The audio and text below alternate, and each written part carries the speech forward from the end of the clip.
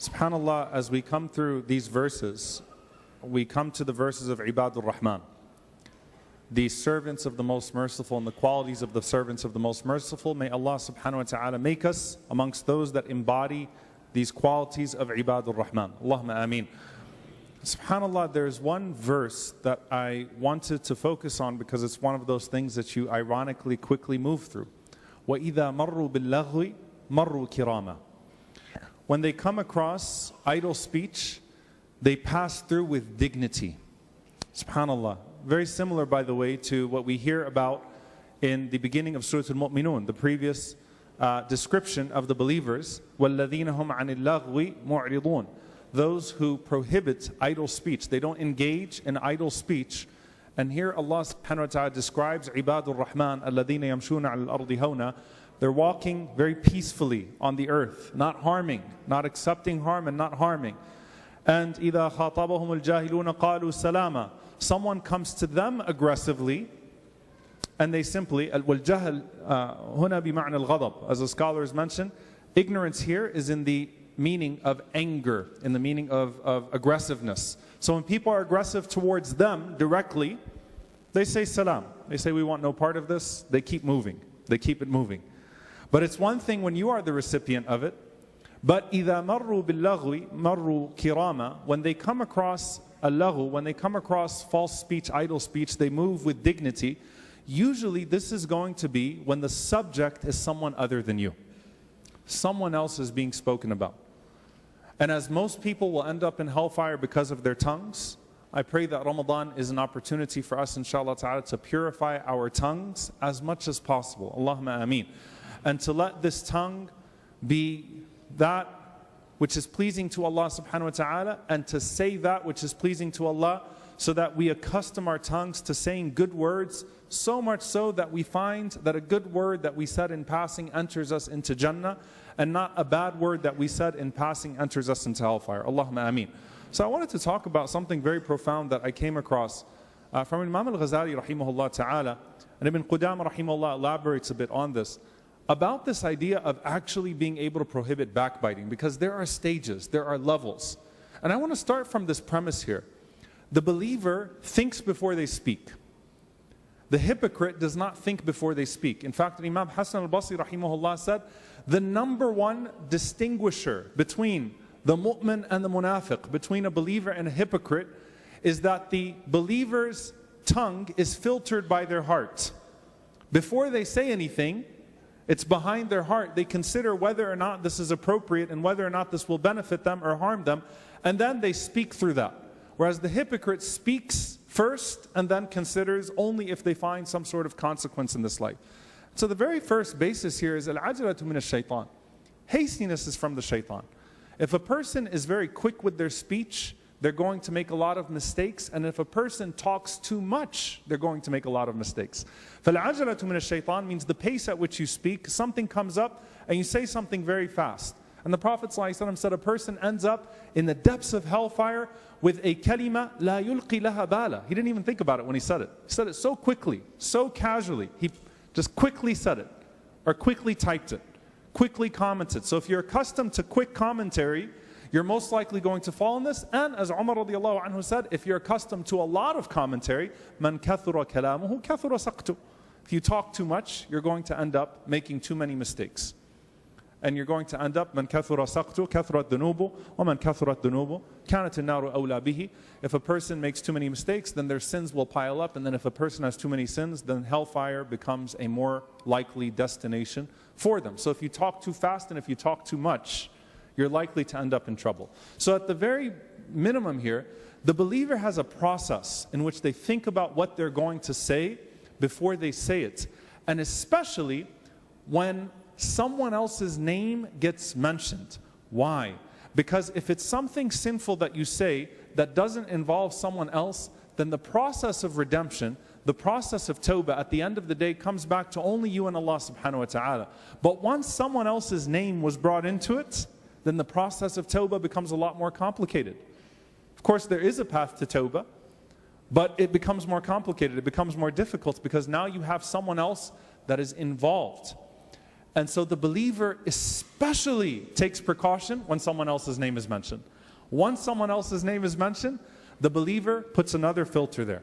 And Imam al-Ghazali rahimahullah ta'ala, he was asked about how he himself, because he was known, and this is one of the signs of the Salihin, he was known that he wouldn't say anything bad about anybody. And by the way, subhanAllah, if you look at the righteous, and may Allah Azza wa Jal make us amongst them, and you think about their secrets, as Imam Malik rahimahullah used to say that every righteous person has a secret. Usually the secret is that that person does not backbite. That person will not say anything bad about anybody else. These are the secrets of the righteous people that meet Allah subhanahu wa ta'ala. Their tongues remain free. So Al-Ghazali rahimahullah, he's asked about this, and he kind of unravels this a bit. And he says, well, the first thing, he said, I don't mention anybody else's name, or I don't hear anyone mention, except that I imagine إِلَّا تَصَوَّرْتُهُ جَالِسًا أَمَامِي, except that I think of that person sitting in front of me before I say anything. That's the first line of defense here for backbiting, is that ghiba has some cowardice to it, doesn't it? It's cowardly. Ghiba is cowardly, right? That you say things about people when they're not there. And so the very first line of defense is, if that person is present, would you still say it? So he said the first thing is to imagine that person sitting there with you. Would you still be able to say the same thing about that person if they were sitting at the table? Now someone might say, well, you know what? I would say it to their face. And they would praise that as a quality. They'd call it straightforwardness. And all it is straight shaitanness. That just means that you have absolutely no haya. You have no modesty, no shame. And the Prophet ﷺ said, إِذَا لَمْ تَسْتَحِي فَاصْنَعْ مَا شِئْتَ. If you have no shame, do what you want. So it just means you're a shameless person, right? That you would say, I'd say it to their face. I would disrespect and disgrace that person to their face. That's not how the Salihin think. So the very first thing is, no way. If that person is sitting in front of me, would I say that? But he mentions 3 levels. So that's the first level, is to imagine that person right in front of you. And Ramadan is a time for us to be conscious of the things that we often don't take into consideration. As soon as someone is mentioned, imagine that person's in the conversation. Imagine they're in the group. Imagine they're at the table. Whatever you have to do, put them in front of you before you say anything about them. And he says, قَالَ بَعْضُهُمْ ما ذكر أخ لي بغيب إلا تصورته جالسا فقلت فيه ما يحب أن يسمع لو كان حاضرا. He said, and then some people said, some of the ulama, the righteous ones said, that I don't say anything about anyone except that I first imagine that person is sitting in front of me. فقلت فيه ما يحب. So I say about that person what I know that person would love to be said about them.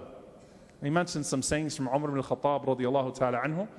And by the way, Umar radiyallahu anhu was a tough person, right? Tough in the good sense. He's al-Faruq. He's the one who distinguishes between truth and falsehood. And usually people that backbite or people that are aggressive towards others, they justify it by saying, this is my nature. I'm a person of the haqq. I have to tell the truth, right? How many times do you see Umar radiyallahu anhu backbiting? After the Prophet ﷺ, one of the most narrated about companions, in the top 5 of the narrated about companions. You see Umar radiallahu anhu trashing anyone behind their back in the name of the haqq, in the name of the truth? No.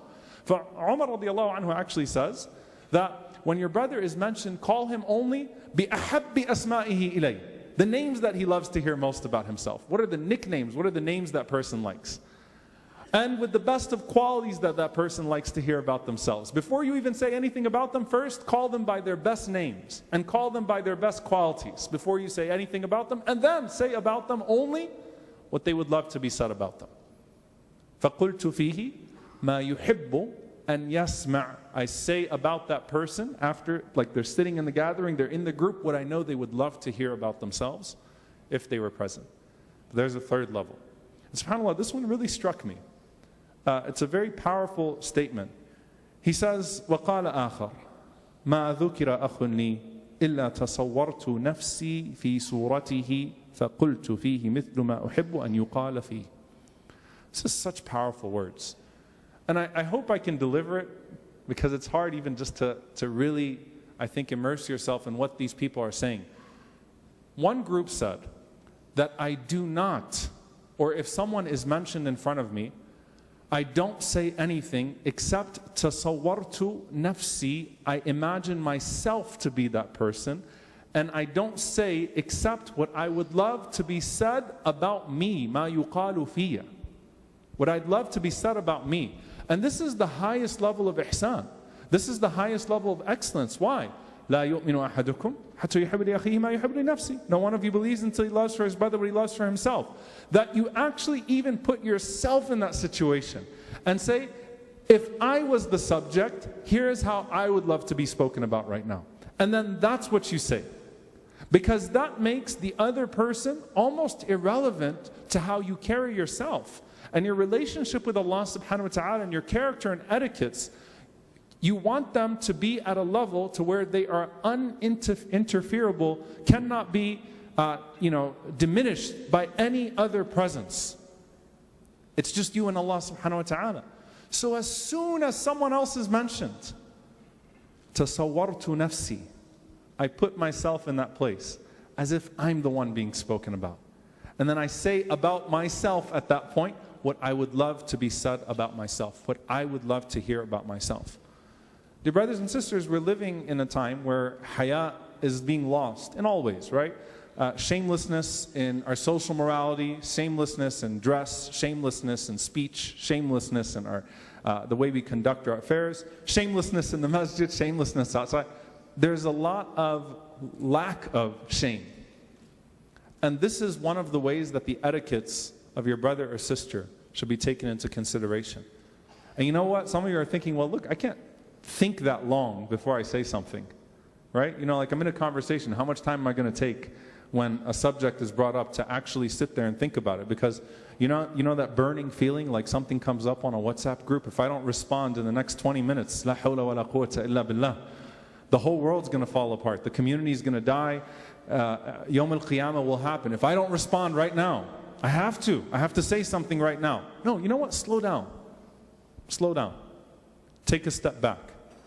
من كان يؤمن بالله واليوم الآخر فليقل خير أو ليصمت.